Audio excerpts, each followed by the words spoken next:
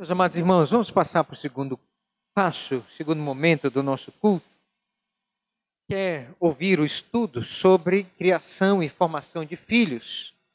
Então eu queria convidá-los a pegar o estudo. Nós vamos então passar agora a esses irmãos princípios, que são o sétimo e oitavo princípios que nós estamos tratando sobre criação e formação de filhos. Hoje à noite nós vamos ver mais dois. O primeiro deles é Deus criou o ser humano, macho e fêmea. E o segundo, nossos filhos nascem numa condição caída em pecado. Então nós vamos tratar desses dois princípios nessa noite. Portanto, irmãos, vamos iniciar lendo a introdução. Diz assim: a infância é a preparação para a vida adulta. E seremos mais adultos do que criança.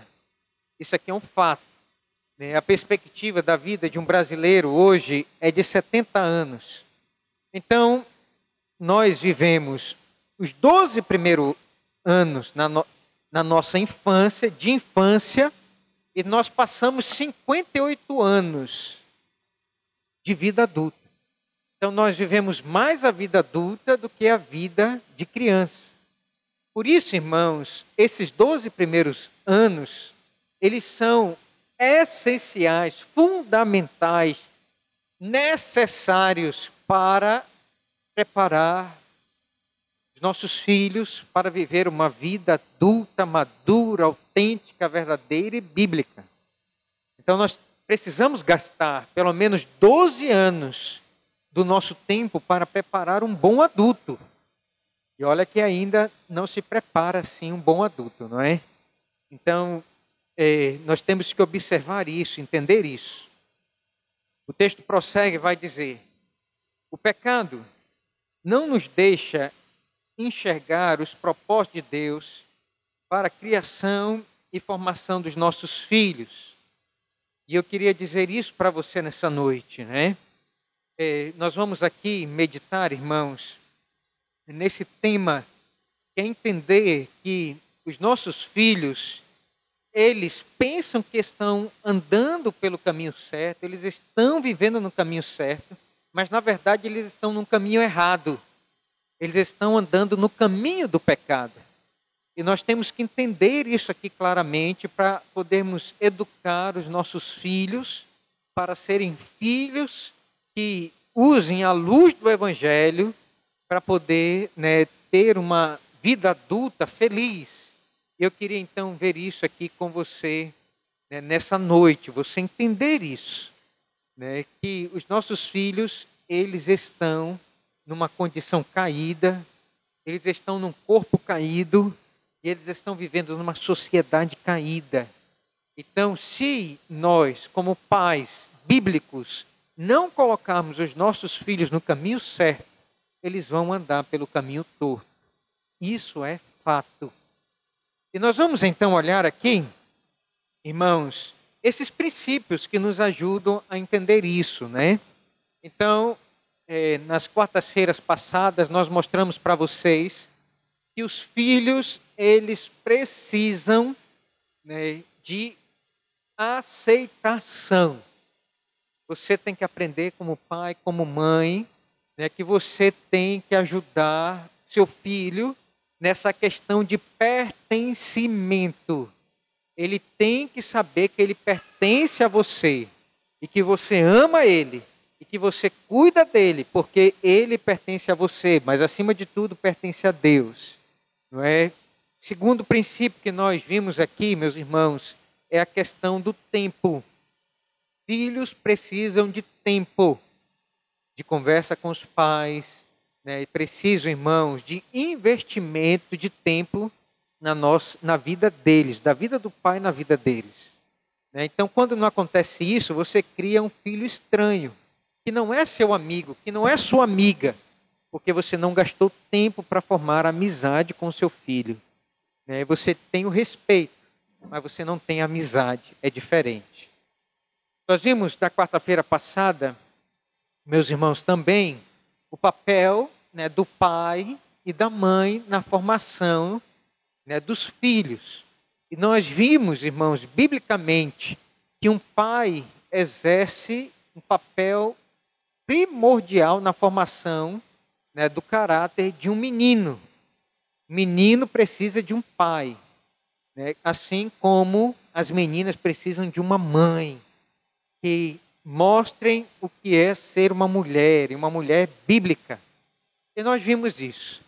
Então, nós vamos agora tratar aqui de uma parte mais teológica, né, voltar os nossos olhos aqui para esses dois pontos que eu queria que você passasse comigo.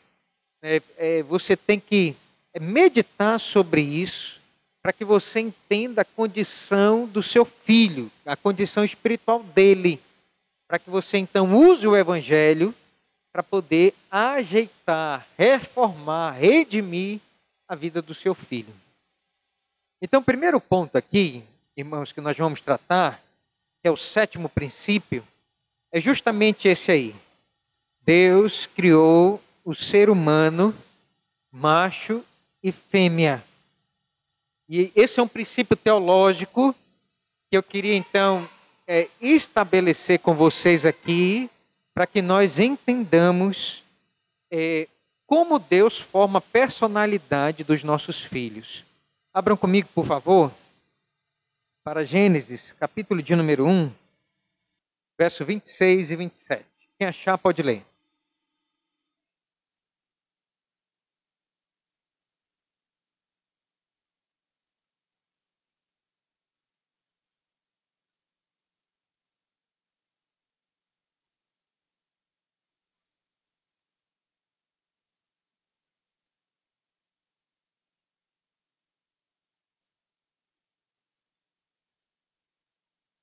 Primeiro princípio teológico, meus irmãos, para educar, para formar filhos, é entender que Deus, irmãos, Ele criou macho e fêmea.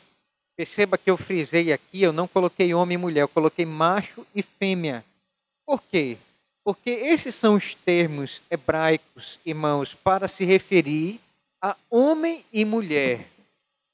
Então Deus, Ele transfere a sua personalidade masculina e feminina, né, para o ser humano.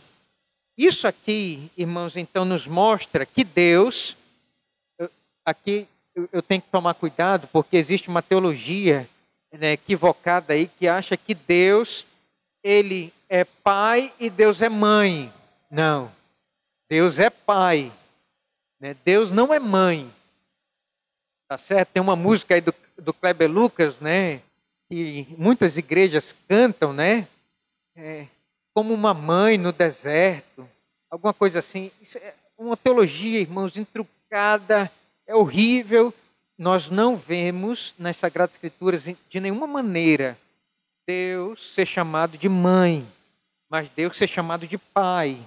Por isso, Deus Pai, Deus Filho, Deus Espírito Santo. Essa é a trindade, né? Mas aqueles que advogam uma teologia queer, que é uma teologia gay, né, eles vão advogar que Deus é mãe. Né? Mas aqui no texto nós vamos ver, irmãos, que Deus ele transmite a personalidade masculina e feminina para o homem e para a mulher. E nós vamos, irmãos, notar que assim como Deus, o Pai, é forte, é másculo, ele também tem em si, irmãos, traços da personalidade feminina, né, que é a personalidade de cuidado. O texto, meus irmãos, que eu quero mostrar para vocês, é o texto em que Jesus diz, né, para Jerusalém: eu queria reunir vocês debaixo das minhas asas, como a galinha faz com os pintinhos. Tá. Então, Mateus, eu disse Lucas, né? É Mateus 23, 37. E aí, meus irmãos, nós vemos aqui uma qualidade feminina que é de cuidado. Então Deus, ele é um Deus forte, mas também Deus tem qualidade de cuidado. Isso é transmitido de Deus para os homens e para as mulheres no início. Porque Deus, irmãos, ele é a base da masculinidade e da feminilidade. O maior traço de um homem másculo é quando ele se sacrifica bondosamente para cuidar de sua esposa. Isso, irmãos, é um traço de masculinidade que vem de Deus. Nós vemos isso em Jesus Cristo. O Senhor Jesus Cristo era o Rei dos Reis e o mais forte de todos. Mas ele desceu à cruz, se esvaziou e ele se sacrificou pela igreja. Isso é um traço de masculinidade perfeita. É aquele que é tão forte, mas que é capaz de deixar a sua força para poder servir. Então isso nós vemos, meus irmãos, em Deus. E Deus então cria homem e mulher. A personalidade então de meninos e de meninas. E aqui eu quero que você entenda isso claramente, né? Isso está claro na nossa mente. Mas uma segunda coisa que nós vamos aprender aqui, meus irmãos, é que o casamento, ele é fundamental para poder orientar os nossos filhos nos papéis masculinos e femininos. O casamento é um espelho em que o pai, ele vai, meus irmãos, mostrar como um menino deve ser no futuro. E assim mesmo a menina deve olhar para o espelho e olhar para a mãe, né, e ver como ela vai ser no futuro. Portanto, você como pai, você como mãe, você tem que entender que o seu casamento é a escola, é o espelho de formação da personalidade dos seus filhos. Há pais e mães que ainda são imaturos espiritualmente e vão gerar filhos e filhas imaturos na sua personalidade e na sua espiritualidade. A Confissão de Fé de Westminster, irmãos, no capítulo de número 24, vai dizer que o casamento foi instituído por Deus para auxílio mútuo. Então, quando um dos pais tem personalidade fraca, espiritualidade fraca, então o outro cônjuge tem que se desdobrar para preencher as lacunas de um pai faltoso ou de uma mãe faltosa. Vamos ilustrar isso? Hoje, né, nós vemos aí maridos, homens, né, que passam 24 horas na frente do PlayStation, do videogame. Já pensou isso? Um pai assim, que a mulher ela tem, né, que ser aquela que supervisiona a casa, né, que manda em tudo, né, e a mulher tem que dizer, marido, pegue a toalha que está no chão, coloque ali o que está faltando, vá comprar arroz, porque o marido, ele não teve, irmãos, a personalidade dele aprimorada pelo seu pai em sua casa. E são meninos eternos, imaturos, que não sabem, né, o que é uma maturidade para poder viver o casamento. E aí está todo transtorno psicológico, transtorno social, transtorno financeiro para casa. De onde vem isso? De uma espiritualidade que não foi amadurecida. Crentes que vivem na igreja, né, que ouvem a palavra de Deus, mas que nunca viveram e nunca olharam para Cristo e nunca formaram Cristo no seu coração e na sua mente. Pais que nunca formaram a imagem de Jesus no coração desse filho. E do outro lado também é verdade. Nós vamos encontrar também, né, mulheres, mães, né, esposas, que vivem também como se estivessem na adolescência. Querem se vestir como mocinhas, né? Querem se maquiar como adolescente de 15 anos, né? Querem viver uma vida de adolescente. Saem de casa, deixam o filho com a avó, né? Ou com a sogra, né? E aí não prepara a comida do esposo, o esposo chega em casa, né? E a casa está revirada de cabeça para baixo. Meninas, mulheres que são meninas eternas, que não estão amadurecidas, que não sabem cuidar da sua casa, do seu marido e nem dos seus filhos. Existe isso, irmãos? Ou eu estou falando alguma coisa aqui do mundo de Nárnia? Irmãos, existe isso. Né? Mulheres que não cuidam da sua casa, como também homens que não cuidam da sua casa. Então, o que é isso? São homens e mulheres que não entenderam a importância de glorificar a Deus com o seu lar. Qual é a primeira pergunta, irmãos, do Catecismo Maior de Westminster? Qual o fim supremo e último do homem? Qual é a resposta? O fim último e supremo do homem é glorificar a Deus e gozá-lo para sempre. Então, uma pessoa que não entende o seu papel masculino e o seu papel feminino, ainda não entendeu que deve levar o seu casamento e levar a sua casa, a sua família a glorificar a Deus acima de todas as coisas. O casamento lá não é por causa de você, é por causa de Deus. Por que você estabelece uma família? Por causa da glória de Deus. Para que você tem filhos? Por causa da glória de Deus. Para que você é marido? Por causa da glória de Deus. Então percebam, irmãos e irmãs, que o casamento, ele é uma parábola do relacionamento de Deus com a igreja. E aí, você tem que ensinar os seus filhos o amor cristão de um homem que tem que fazer igual Cristo, de ser capaz de morrer pela sua esposa, pelos seus filhos, pela sua família. Esse é o amor de Cristo pela igreja. E também as meninas têm que ser ensinadas desde cedo a se submeter e a se sujeitar e a servir o seu lar, como Cristo serviu a igreja e se submeteu à vontade do Pai. Então perceba, irmãos, que esses são princípios teológicos. Nós temos que ter isso estabelecido na nossa cabeça para ensinar os nossos filhos a ter uma personalidade, irmãos, forte como Deus o Pai, mas uma personalidade também amável e cuidadora, que também vem de Deus o Pai.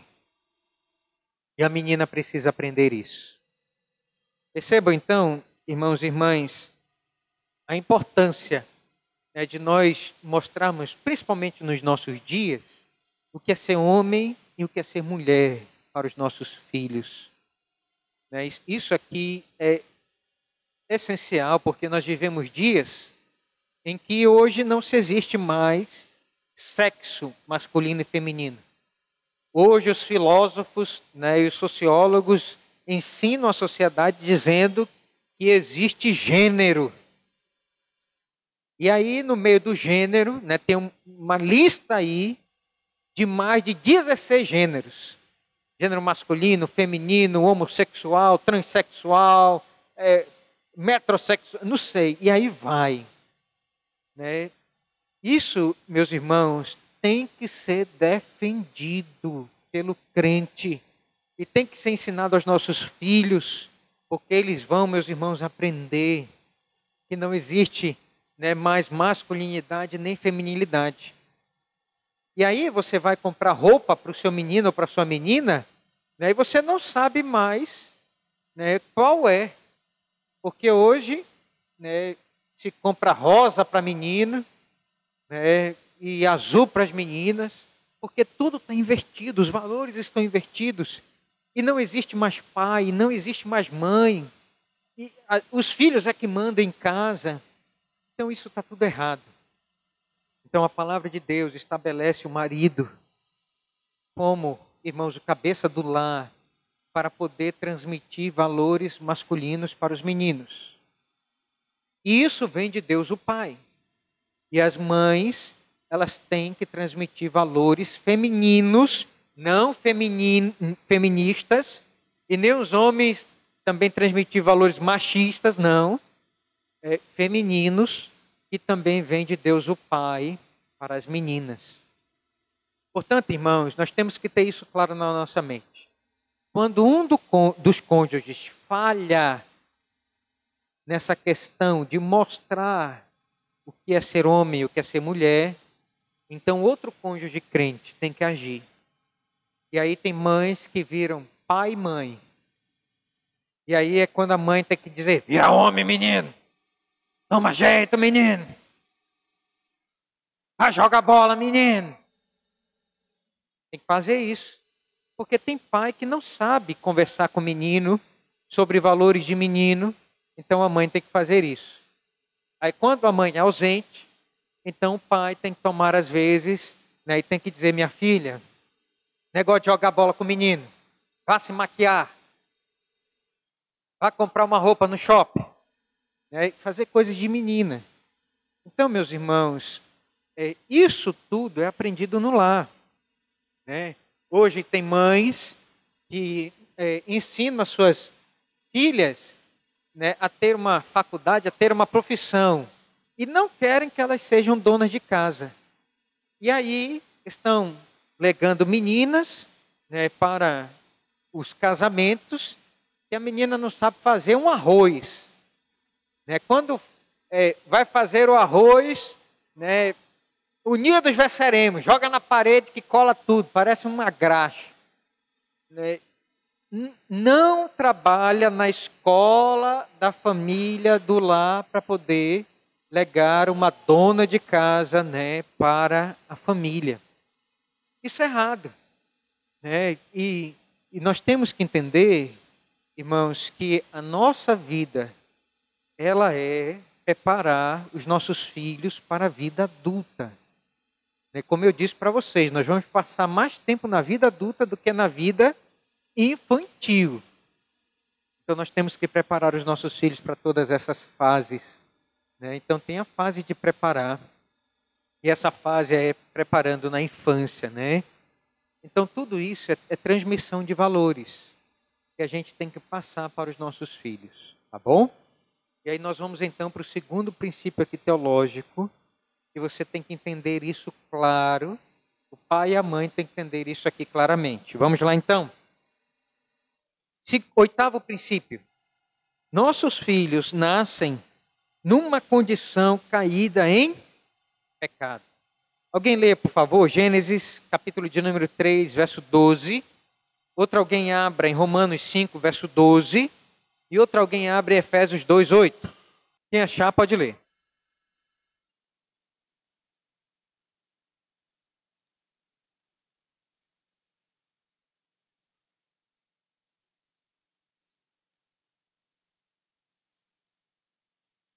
Muito bem, então aí o contexto de Gênesis é o contexto da queda.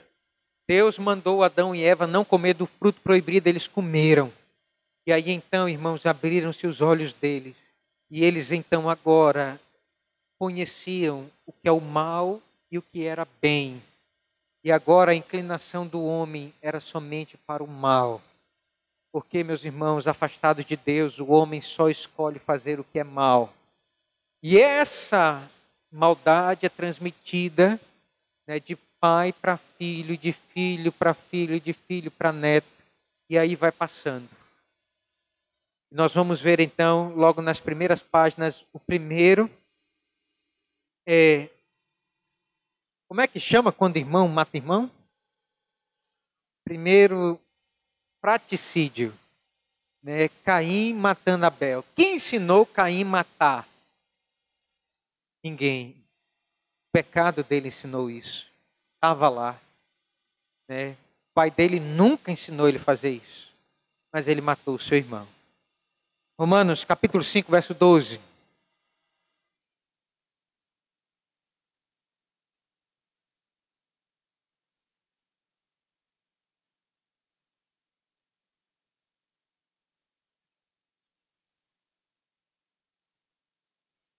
O livro de Romano, irmãos, é o livro mais teológico do Novo Testamento. E o apóstolo Paulo, ele vai ensinar aqui que os filhos, eles já nascem com a propensão de morrer. Por quê? Porque eles nascem em pecado. O seu filho, a sua filha vai morrer. Por quê? Porque eles nascem em pecado. Assim como por um só homem entrou a morte, né? A morte passou a todos os homens e nós vamos morrer. Nossos pais vão morrer, nossos filhos vão morrer porque eles estão em pecado. Portanto, irmãos e irmãs, os nossos filhos, eles já nascem, segundo, né, a confissão de fé de Westminster, já nascem, né, no estado decaído de pecado. Então, os pensamentos do seu filho, as emoções do seu filho, o comportamento do seu filho vai ser caído. Entenda isso. Ah, pastor, meu filho não, meu filho é um anjinho. Minha filha é uma anja. Caído. É um anjinho caído. É uma anjinha caída. E isso, meus irmãos, na psicologia é chamado, né, quando nós estudamos sobre a natureza humana, eles vão chamar isso, claro que com outros termos, mas eles vão dizer, né, aquela criança, né, que pensa muito, né, introspectiva, fica na dela, né, é uma criança, né, que às vezes quer resolver as coisas e dizer até para os pais como resolver. Né, a psicologia vai chamar isso de pensamento acelerado ou transtorno de ansiedade. Uma criança que vive pensando e até adoece. Tanta ansiedade. E aí eles vão dizer então, né, que quando a criança tem emoções aceleradas, né, aquela criança que vai do 8 ao 80, né, quando fica triste, ela expressa a sua tristeza, né, chorando, berrando, gritando, chutando balde, puxando o cabelo da mãe, né, emoções aceleradas. Né, é uma criança, né, que quando ela se entristece, ela se deprime, fica deprimida. Crianças de 8 anos se deprimindo. Isso daqui, irmãos, vai ser chamado de transtorno de humor pela psicologia. E nós vamos ter, olha só, a confissão diz, né, que os pensamentos, as emoções e as volições, o comportamento está maculado. E aqui eles vão dizer, então a psicologia vai dizer, em último lugar, que aquelas crianças, né, que têm uma vontade acelerada. O que é a vontade acelerada? É uma criança que só vive correndo. Ela quer tudo na hora. Né? E ela vive correndo de um lado para o outro, não se aquieta, quer tudo muito rápido. Né? E ela pede um copo d'água e não se aguenta, vai lá e pega o copo d'água. Ela é acelerada, está correndo. Né? Quer ir para o recreio antes da hora. Eles vão chamar isso aqui, meus irmãos, de transtorno de conduta. Nós vamos chamar tudo isso, irmãos, simples, de pecado original. Nossos filhos, eles herdam o pecado de Adão. E por isso, em algum tempo, quando eles vão crescendo, eles mostram então na sua personalidade, no seu caráter, né, nas suas ações, alguns transtornos que esse pecado gera. E para a psicologia, né, é chamado de transtorno. Para nós, irmãos, é pecado. E o pai e a mãe têm que olhar e levar o filho à Bíblia, né, e dizer, meu filho, isso é pecado contra Deus. Você não pode tudo toda hora. Você não pode, quando estiver triste, e sair quebrando as coisas, envergonhando seu pai e sua mãe na frente de todo mundo. Isso é pecado. Você não pode fazer assim. E você tem que levar, então, o seu filho à Bíblia, né, e ensinar que os transtornos que a psicologia diz, né, para nós é pecado. é desobedecer ao Evangelho de Jesus. Então a criança, irmãos, ela só vai adquirir isso com o passar do tempo. E você vai ensinando com o passar do tempo isso a ela, né? Até a criança ir amadurecendo e aprendendo os princípios da lei de Deus e os princípios do Evangelho. O que redime a alma de uma criança, a personalidade de uma criança, o que ajeita, irmãos, é as boas novas do Evangelho. Você apontar para Jesus e que Jesus vai ajudar ela a vencer esses pecados. Se você não fizer isso, você vai tornar o seu filho, a sua filha, simplesmente uma pessoa ética, uma pessoa moral. Ela vai lutar todos os dias contra os seus erros, mas ela não vai conseguir vencer. E por isso muitas crianças se deprimem porque não conseguem obedecer seu pai e a sua mãe, porque elas não recorrem a Jesus, que é a fonte de graça, que é a fonte de misericórdia, que trata os seus pecados e que perdoa e que ajuda elas a ter força para vencer, né, e amadurecer na sua personalidade. Portanto, irmãos e irmãs, o pai e a mãe, né, têm que entender esses princípios teológicos claramente para poder ajudar os seus filhos. Irmãos, como eu disse de outra vez, o Evangelho, ele não é para pessoas inteligentes. O Evangelho é para pessoas humildes, que queiram praticar aquilo que Deus diz na sua palavra. É só colocar, irmãos, em prática. Isso daqui é o que Deus quer. Então eu queria que você entendesse isso nessa noite, né, para que você entendesse a base, então, dos problemas do seu filho. Qual é a base do problema dos nossos filhos? Primeiro, uma personalidade que precisa ser formada, masculina e feminina. O pai e a mãe têm essa tarefa. Segundo, o seu filho vai ter pensamentos, vai ter vontades, vai ter, meus irmãos, emoções caídas. E você vai ter que, com as boas novas do Evangelho em Jesus Cristo, ajudar ele a melhorar, né, a amadurecer e a formar Cristo no coração da sua criança. Que Deus nos abençoe por esse entendimento. Amém.